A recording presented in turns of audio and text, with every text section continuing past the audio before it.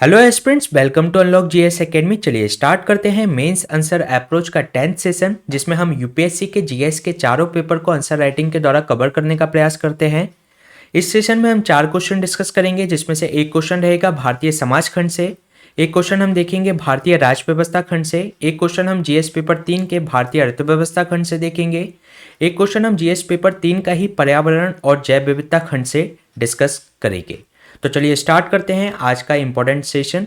ये question number 37 है, previous 36 question previous 9 session में हम कवर करा चुके हैं, जिसका लिंक आपको डिस्क्रिप्शन में मिल जाएगा। ये क्वेश्चन जीएस पेपर 1 के भारतीय समाज खंड से है, जिसमें आपसे ये पूछा गया है कि जैसे जैसे भारत तेजी से शहरीकृत होता जा रहा है और परिवार छोटी इकाइयों में टूट रहे हैं, वृद्ध लोगों की देखभाल को जरा चिकित्सा सेवाओं में विशेष रुचि रखने वाले पेशेवरों या कि प्रोफेशनलों के एक समूह द्वारा प्रबंधित करने की आवश्यकता है। इसको आपको डिस्कस करना है 250 शब्दों में। तो इसमें आपको जो शहरीकरण के प्रभाव हैं, जिसके कारण वृद्ध लोगों को जो समस्याओं का सामना करना पड़ रहा है, तो उसके बारे में बताना है। तो इस क्वेश्चन को सॉल्व करने की हमारी वही अप्रोच रहेगी। सबसे पहले हम इसके इंट्रोडक्शन से इसकी शुरुआत करेंगे, फिर उसकी संरचना या बॉडी की बात करेंगे, फिर इसका निष्कर्ष के साथ इस क्वेश्चन को एंड करेंगे। तो सबसे पहले हम इसके अगर परिचय की बात करें, इंट्रोडक्शन की बात करें, तो भारत में डेमोग्राफिक डिविडेंड की स्थिति में है भारत अभी, जो कि 15 से 59 वर्ष की जो हमारी युवा आबादी है, उनकी जनसंख्या ज़्यादा है बुजुर्ग आबादी से। लेकिन ये स्थिति ज़्यादा समय तक नहीं रहने वाली। ये अगर बात करें 2050 तक आबादी का एक बड़ा हिस्सा वृद्ध हो जाएगा। अगर हम आंकड़े के थ्रू इसको देखने की कोशिश करें तो 2009 में 88 मिलियन जो बुजुर्ग हैं, जो कि 2050 तक बढ़कर 320 मिलियन हो जाएंगे। इसके लिए जरूरी है कि जनसंख्या की गतिशीलता, शिक्षा और कौशल और स्वास्थ्य देखभाल, लिंग संवेदनशीलता और सबसे महत्वपूर्ण है जरा चिकित्सा देखभाल को शामिल करते हुए हमें एक दूरदर्शी नीति को निर्धारित करने की आवश्यकता है। इसके अलावा अगर हम बात करें UN world population ageing report के निष्कर्ष के रूप में, तो इसने ये बताया कि युवा आबादी लगातार 2021 के बाद से लगातार घटेगी।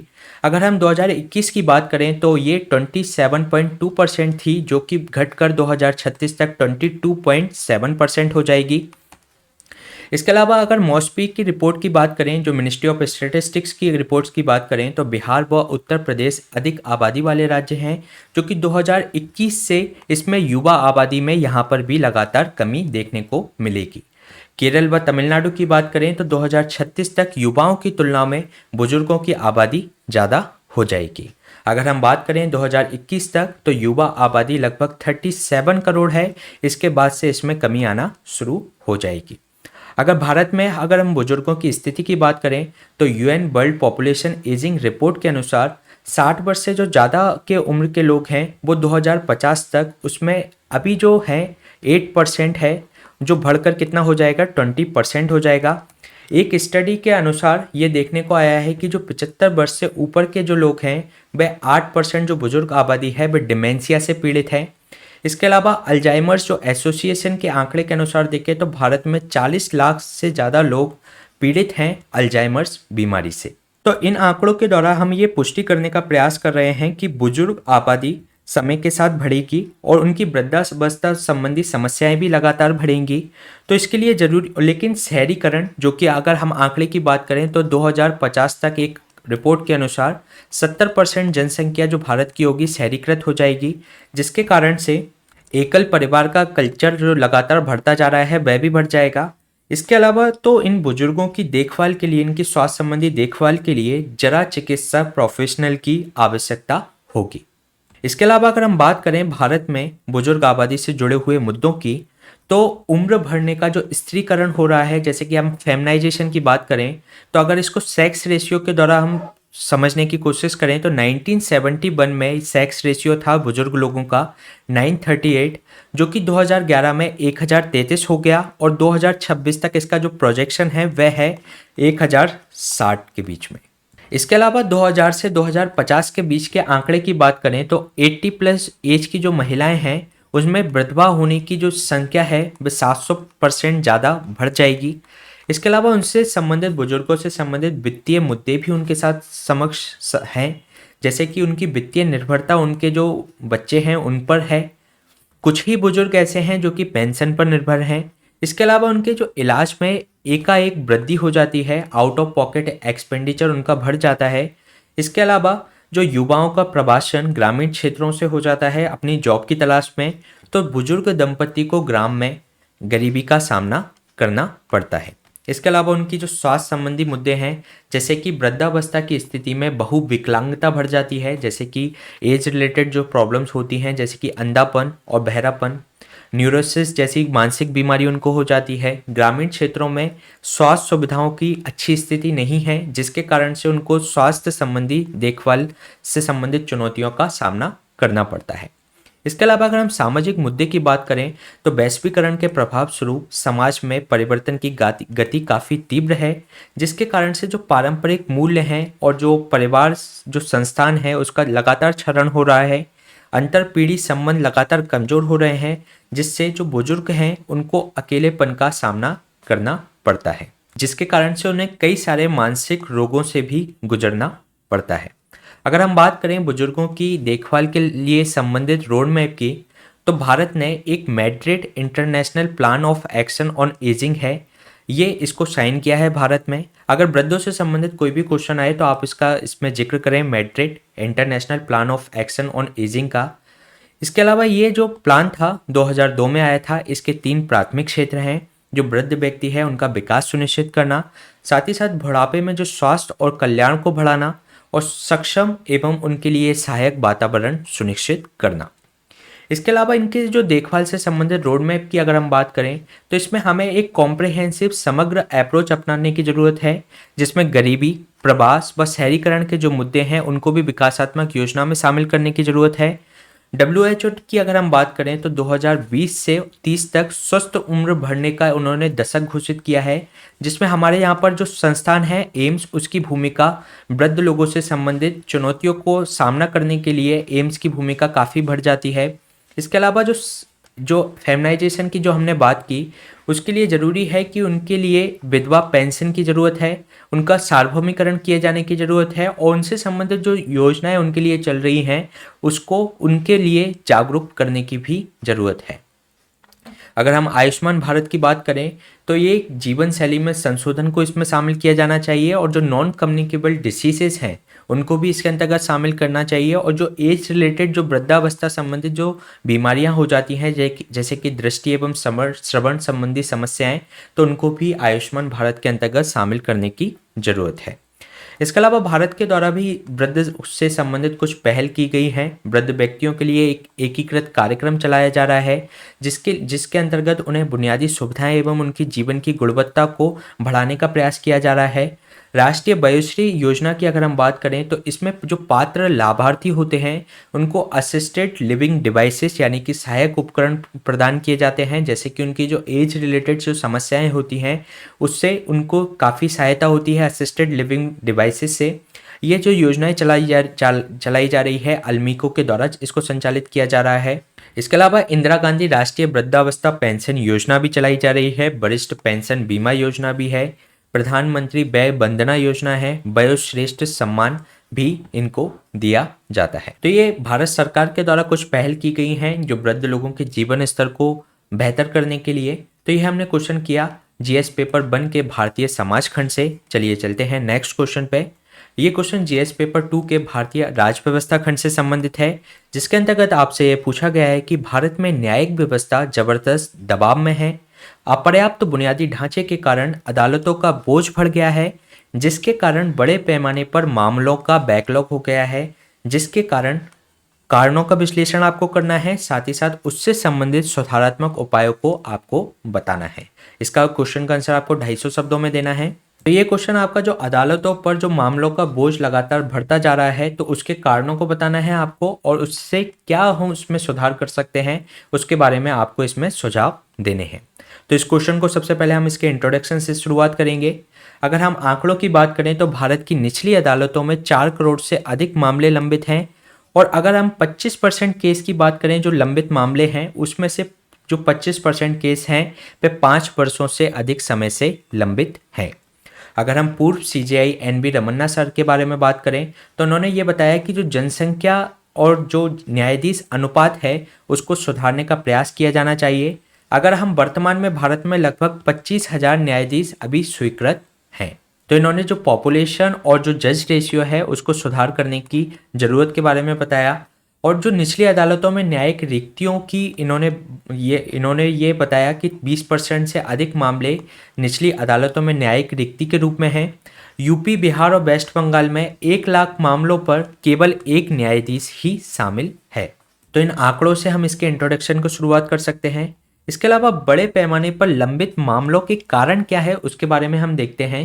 जो संवैधानिक महत्व के जो मामले हैं वह सुप्रीम कोर्ट में अपील के रूप में जाते हैं, और जो सुप्रीम कोर्ट में अगर हम अधिकांश मामलों की अगर बात कर लें तो उच्च न्यायालयों की एक तो अपील जाती है, और जो व्यक्तियों के जो मूल अधिकारों के घोर उल्लंघन के मामले हैं अधिकांश मामले वही होते हैं। इसके अलावा न्यायाधीशों की कमी भी एक दूसरा कारण है, जिसमें भारत में प्रति मिलियन जनसंख्या पर केवल कितने न्यायाधीश हैं, केवल 20 न्यायाधीश हैं, जबकि विधि आयोग इसकी सिफारिश कर चुका है कि प्रति मिलियन पर 50 न्यायाधीश होने चाहिए।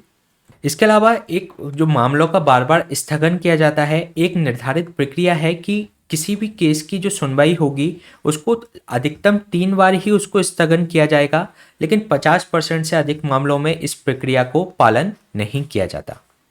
अगर हम बात करें कम बजटीय आवंटन के कारण, तो खराब बुनियादी ढांचा निर्धारित होता है, जिसके कारण से अगर हम आंकड़े के रूप में इसको देखना चाहें तो जीडीपी का 9% न्यायिक बुनियादी ढांचे को बनाए रखने में खर्च किया जाता है, जिससे जो न्यायाधीशों को गुणवत्तापूर्ण निर्णय देने में उनकी विफलता देखने को मिलती है। अगर हम बात करें तो सरकारी जो मामले होते हैं उनका भी बोझ न्यायालय पे काफ़ी ज़्यादा है। LIMBS की अगर रिपोर्ट के आंकड़ों की बात करें तो 46% जो मामले हैं केंद्र व राज्य सरकार के लंबित हैं न्यायालय के अंतर्गत। इसके अलावा जो स्पेशल लीव जो पिटीशन होती है, विशेष अनुमति याचिका होती है, उसमें लगभग सुप्रीम कोर्ट की बात करें तो 40% से अधिक मामले विशेष अनुमति याचिका से संबंधित हैं। इसके अलावा जो न्यायाधीशों की छुट्टी है वह भी एक महत्वपूर्ण कारण है। सुप्रीम कोर्ट के अगर हम काम की बात करें तो ये साल में औसतन 188 दिन ही काम करते हैं। इसके अलावा जो न्यायालय प्रबंधन प्रणाली का अभाव देखने को मिलता है। एक पद सृजित किया गया था न्यायालय प्रबंधक का, लेकिन कुछ ही न्यायालयों ने अभी इस पद को भरा है। साथ ही साथ जांच में भी अक्षमता देखने को मिलती है। जो हमारी पुलिस है वह प्रभावी जांच करने में, क्योंकि उनके पास आधुनिक एवं वैज्ञानिक उपकरणों की कमी है, जिसके कारण से वे प्रभावी जांच नहीं कर पाते, उससे संबंधित साक्ष्य एकत्रित नहीं कर पाते, जिसके कारण से मामले लंबित हो जाते हैं। तो ये हमने बात की इसके कारणों की। अब हम देख लेते हैं इसमें क्या सुधारात्मक उपाय हो सकते हैं। गुणवत्तापूर्ण न्याय को सुनिश्चित करने के लिए जरूरी है कि इस जो न्यायालय का बुनियादी ढांचे में सुधार किया जाए। संसदीय स्थायी समिति की अगर हम बात करें तो उन्होंने ये बताया था कि अधीनस्थ न्यायालयों के सुदृढ़ीकरण पर उन्होंने अपनी रिपोर्ट दी थी, जिसमें उन्होंने कहा था कि जो राज्यों को न्यायालय भवन के लिए उपयुक्त भूमि उपलब्ध करानी चाहिए। साथ ही साथ जो ई कोर्ट से संबंधित अगर हमें उनको जारी करना है तो उसके लिए हमें हर एक न्यायालय का कंप्यूटरीकरण करना आवश्यक है।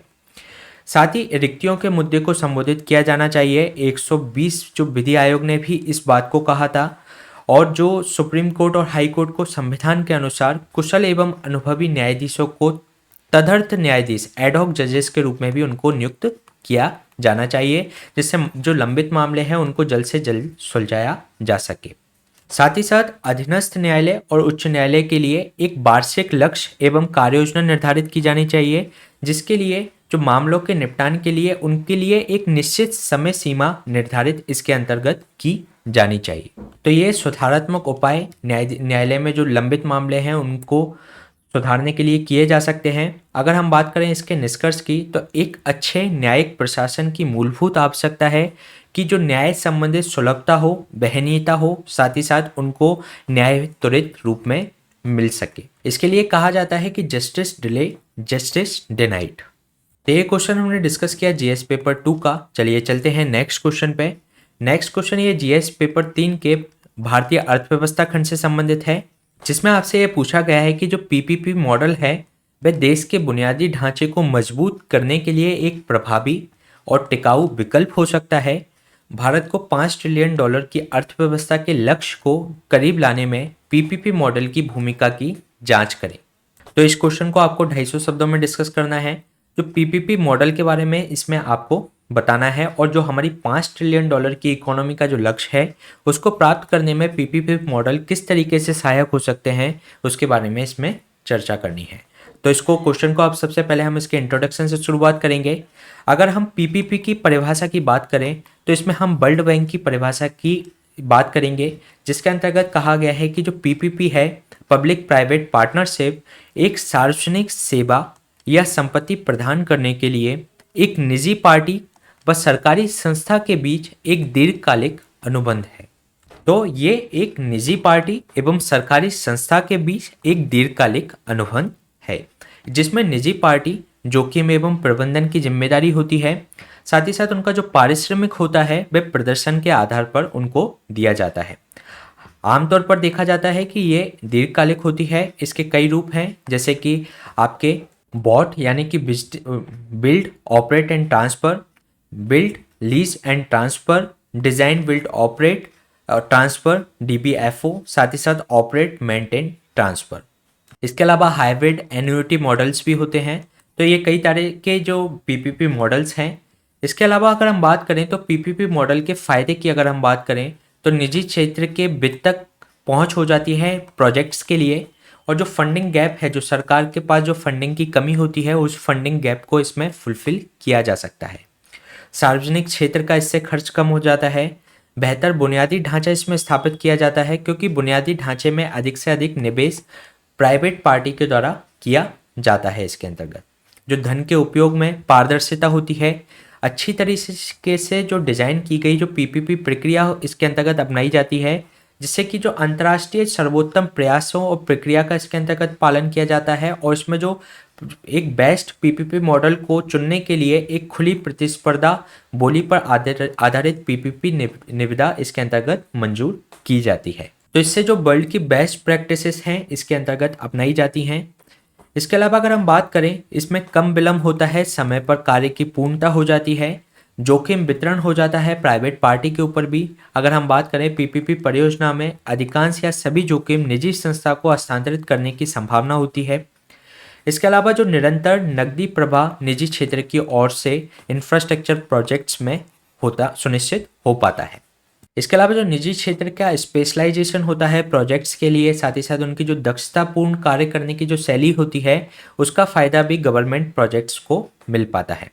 अगर हम बात करें पीपी से संबंधित मुद्दे की जिन्हें हल करने की जरूरत है, इसके अंतर्गत अनिश्चितता देखने को मिलती है, अनसर्टेनिटी देखने को मिलती है। पीपीपी जो अक्सर होते हैं कि लंबी अवधि के लिए बनाए जाते हैं, 15 से 30 वर्ष तक इनकी अवधि होती है। इतनी लंबी अवधि के समझौते में अनिश्चितता होना स्वाभाविक है। यदि हम सार्वजनिक प्रायोजकों की आवश्यकता एवं निजी क्षेत्र के सामने आने वाली स्थितियां अगर बदलती हैं, तो इसमें संशोधन सार्वजनिक क्षेत्र की लागत इसके संशोधन करना पड़ता है, और जिसके कारण से जो सार्वजनिक क्षेत्र है उसकी लागत इंक्रीज हो जाती है। क्योंकि ऐसा जरूरी नहीं है जिस आधार पर पीपीपी जो मॉडल है उस निविदा को मंजूर किया गया था वह स्थिति लगातार 15 से 30 वर्षों तक बनी रहे, तो इसके लिए उसमें संशोधन की आवश्यकता पड़ जाती है, और जिसके कारण से जो सार्वजनिक क्षेत्र है उसकी लागत को वह बढ़ा देता है। इसके अलावा अगर हम बात करें नीति एवं नियामक अंतरालों की, तो अपर्याप्त इसके लिए नियामक ढांचा है, अनुमोदन प्रक्रिया में अक्षमता देखने को मिलती है। डेवलपर्स और जो ठेकेदार हैं उनके लिए एक गंभीर निरुत्साह का यह कारण बन जाता है, अपर्याप्त नियामक ढांचा एवं अनुमोदन प्रक्रिया में अक्षमता। इसके अलावा अगर हम बात करें क्रोनिक कैपिटलिज्म भी देखने को मिलता है। कई क्षेत्रों में जो पीपीपी मॉडल हैं क्रोनिक कैपिटलिज्म के वाहक हैं। जो भारत में जो राजनीतिक रूप से कुछ जुड़ी फर्में हैं उनका बड़ा हिस्सा उन्हीं पार्टियों को, उन्हीं जो फर्मों को दिया जाता है जो कि राजनीतिक पार्टी से संबंध रखते हैं। तो क्रोनिक कैपिटलिज्म का मतलब यही होता है कि जो फर्म है वह राजनीतिक पार्टी जो है उसका फायदा उठाकर जो सत्ता में है उससे वह उन प्रोजेक्ट्स को हासिल कर लेते हैं। इसके अलावा अगर हम बात करें पुनः बातचीत की, तो पुनः बातचीत भी इन प्रोजेक्ट्स में आदर्श बन गया है। शुरुआत में तो अनुबंधों को कड़ी शर्तों पर स्वीकार कर लिया जाता है, लेकिन फिर से इसमें पुनः बातचीत करके उन जो कड़ी शर्तों को उसमें संशोधित करने का प्रयास लगातार किया जाता है। तो ये हमने उससे पीपीपी से संबंधित मुद्दों की बात करी। अगर हमें 5 ट्रिलियन इकोनॉमी अपने भारत को बनाना है तो इन मुद्दों को संशोधित करने की आवश्यकता है, इनको एड्रेस करने की ज़रूरत है। साथ ही साथ जो पीपीपी मॉडल को बेहतर तरीके से लागू करने की आवश्यकता है। ये क्वेश्चन हमने डिस्कस किया जीएस पेपर 3 के अर्थव्यवस्था खंड से। चलिए चलते हैं नेक्स्ट क्वेश्चन पे। नेक्स्ट क्वेश्चन ये एनवायरनमेंट खंड से है, जिसमें आपसे ये पूछा गया है इको सेंसिटिव जोन क्या है, जैव विविधता के संरक्षण में वे क्या भूमिका निभाते हैं, इको सेंसिटिव जोन द्वारा सामना किए जाने वाले विभिन्न खतरों का परीक्षण करें। तो इस क्वेश्चन को आपको 250 शब्दों में डिस्कस करना है। इसमें आपको इको सेंसिटिव जोन के बारे में बताना है और जैव विविधता संरक्षण में वे क्या भूमिका निभाते हैं इसके बारे में बताना है। साथ ही साथ उसके द्वारा क्या खतरे उसमें फेस किए जा रहे हैं उसके बारे में भी इसमें चर्चा करनी है। तो इसको क्वेश्चन को हम उसके इंट्रोडक्शन से स्टार्ट करते हैं, जिसमें हम इको सेंसिटिव जोन की परिभाषा से इसको लिख सकते हैं। इको सेंसिटिव जोन पर्यावरण मंत्रालय के द्वारा संरक्षित क्षेत्र होते हैं, जैसे कि आपके राष्ट्रीय उद्यान एवं वन्य जीव जो अभ्यारण्य के आसपास का जो एक अधिसूचित क्षेत्र इनके द्वारा घोषित किया जाता है पर्यावरण मंत्रालय के द्वारा। और ये क्षेत्र का कितना होता है, लगभग 10 किलोमीटर के आसपास होता है। अगर हम बात करें ये किस अधिनियम के अंतर्गत इसको स्थापित किया जाता है, तो ये एनवायरनमेंट प्रोटेक्शन एक्ट यानी कि पर्यावरण संरक्षण जो अधिनियम 1986 का है उसके तहत इनको अधिसूचित किया जाता है। जो हमारे संवेदनशील स्थानों के मामलों में अगर हम बात करें तो इसमें 10 किलोमीटर से अधिक चौड़ाई भी रख सकते हैं और उसको इको सेंसिटिव जोन घोषित इसके अंतर्गत किया जा सकता है। तो ये हमने बात की इसके इंट्रोडक्शन के बारे में। अब जैव विविधता के संरक्षण में इको सेंसिटिव जोन किस तरीके की भूमिका निभाते हैं उसके बारे में देखते हैं। इको सेंसिटिव जोन जो होते हैं वे शहरीकरण और जो अन्य विकासात्मक जो गतिविधियां हैं हो रही हैं उसके प्रभाव को कम करने का प्रयास करते हैं, क्योंकि वह इको सेंसिटिव जोन में विकासात्मक गतिविधियों को रेस्ट्रिक्ट किया जाता है, जिसके कारण से इनका प्रभाव उन पर कम पड़ता है। इसके अलावा जो संरक्षित क्षेत्र के आसपास इको सेंसिटिव जोन होने से ये एक तरीके के शॉक एब्जॉर्बर के रूप में काम करते हैं। इसके अलावा उच्च सुरक्षा वाले क्षेत्रों में कम सुरक्षा वाले क्षेत्रों के संक्रमण क्षेत्र के रूप में ये काम करते हैं। जैसे कोई नेशनल पार्क है तो अगर यहाँ पे इको सेंसिटिव जोन बना दिया जाएगा तो ये उच्च संरक्षण वाला क्षेत्र है और ये कम संरक्षण वाला क्षेत्र है, तो इसके बीच में ये एक तरीके से संक्रमण क्षेत्र के रूप में ट्रांजिशन के रूप में इको सेंसिटिव जोन तैयार कर दिए जाते हैं। इसके अलावा अगर हम बात करें इन सिटू संरक्षण में भी ये मदद करते हैं।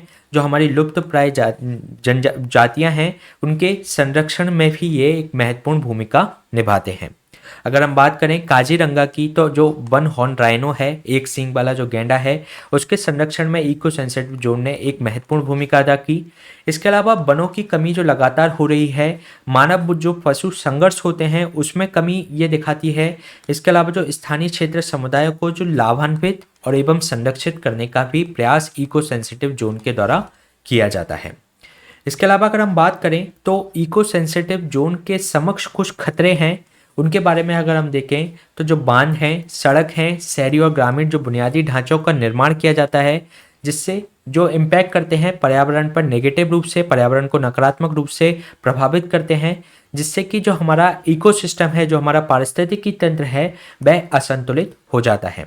अगर हम बात करें अगर सड़क निर्माण होगा तो पेड़ों की कटाई होगी, पेड़ों की कटाई होने के कारण से मिट्टी के कटाव को वो प्रभावित करेगा और मिट्टी के कटाव को प्रभावित होने के कारण जो संरक्षित प्रजातियां जो कि वृक्ष पर निर्भर थीं वह उनके आवास उसके अंतर्गत नष्ट हो जाएंगे।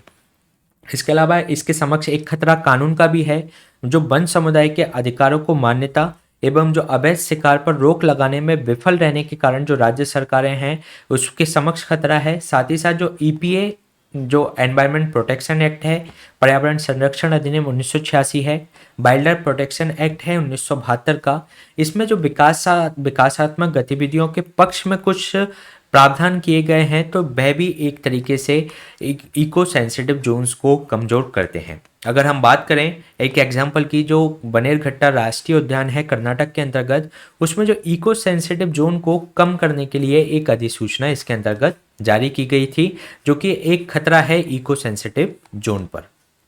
इसके अलावा अगर हम बात करें एक अस्थिर पर्यटन भी इसके लिए एक खतरा है, पर्यटन का दबाव इन पर बढ़ता है, इको टूरिज्म को इसमें बढ़ावा दिया जाता है, जिसके कारण से इको टूरिज्म को बढ़ाने के लिए वनों की कटाई की जाती है, स्थानीय लोग हैं उनका विस्थापन किया जाता है, पर्यटक और जो आते हैं वहाँ पर वे अपने पीछे प्लास्टिक की थैलियाँ और बोतलें आदि कचरा छोड़ जाते हैं, जिससे वहाँ के इकोसिस्टम को काफ़ी लॉस होता है।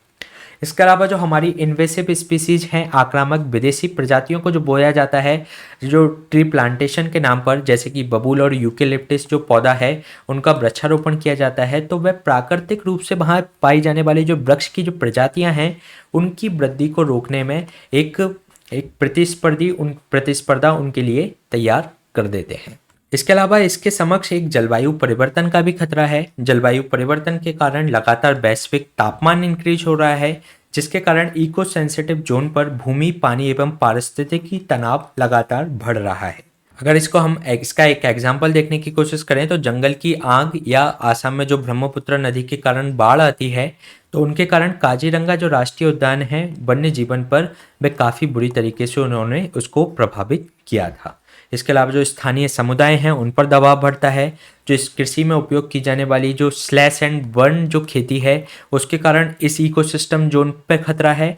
साथ ही साथ जो बढ़ती आबादी का जो दबाव है वह भी इस पर एक खतरा है। वन उपज की जो बढ़ती मांग है जो इन स्थानीय समुदाय के द्वारा, वह भी इको सेंसिटिव जोन के समक्ष एक खतरा प्रस्तुत करते हैं।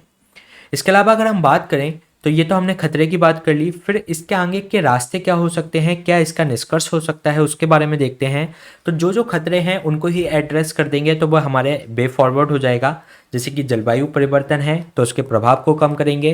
जो प्रभाव कैसे कम किया जा सकता है, वनीकरण किया जाए, वनों का पुनर्वनीकरण किया जाए, जो खोए हुए आवास हैं उनका पुनर्जनन किया जाए, साथ ही साथ कार्बन पदचिह्न को बढ़ावा देकर हम इस जलवायु परिवर्तन के प्रभाव को एड्रेस कर सकते हैं। इसके अलावा कुछ संरक्षण तकनीक अपनाई जा सकती हैं। संसाधनों का जो अतिदोहन है उसको कम किया जा सकता है। जो प्रतिकूल प्रभावों के बारे में लोगों को जागरूक किया जा सकता है कि आपके जो संसाधनों का अतिदोहन है उसके कारण से एनवायरनमेंट को काफ़ी लॉस हो रहा है, जिसका प्रभाव अल्टीमेट रूप से उन्हीं लोगों पर पड़ेगा। तो इसके बारे में उनको जागरूक किया जा सकता है। साथ ही साथ विकास के साथ जो सतत विकास के संतुलित करने के लिए भी सरकार प्रतिबद्ध होना चाहिए। साथ ही साथ नागरिक समाज और जो भी इसके स्टेक होल्डर्स हैं उनको इसके अंतर्गत सहयोग करना चाहिए, उनको शामिल किया जाना चाहिए। गतिविधियों को कुछ निषिद्ध कर दिया जाना चाहिए, जैसे कि वाणिज्यिक खनन और जो प्रदूषण पैदा करने वाले जो उद्योग हैं उसको इसके अंतर्गत निषिद्ध पूरी तरीके से किया जाना चाहिए। इसके अलावा जो वेस्टर्न घाट है उसके जो इको सेंसिटिव जोन का मुद्दा काफ़ी चर्चा में रहता है। जो इसके जिसमें 2 कमेटियां हैं, जिसमें एक गाडगिल समिति है, इसके अलावा एक कस्तूरी रंगन समिति है इको सेंसिटिव जोन से संबंधित, कस्तूरी रंगन समिति। तो इसमें जो गाडगिल समिति ने पूरे वेस्टर्न घाट को इको सेंसिटिव जोन घोषित करने के लिए कहा था, जबकि जो कस्तूरी रंगन रिपोर्ट है बाद में तो उसने 37% ऑफ वेस्टर्न घाट को ही इसमें इको सेंसिटिव जोन निर्धारित करने की बात इसके अंतर्गत की गई थी। तो ये क्वेश्चन हमने डिस्कस किया जीएस पेपर 3 के पर्यावरण खंड से। इसी तरीके के सेशन हम आपके बीच में लाते रहेंगे। इसके अलावा इसकी पीडीएफ आपको हमारे इस टेलीग्राम चैनल पे मिल जाएगी, जिसकी लिंक आपको डिस्क्रिप्शन में मिल जाएगी, और इस टेलीग्राम चैनल से आप जुड़िए। Please stay tuned and subscribe the unlock GS academy. Thank you.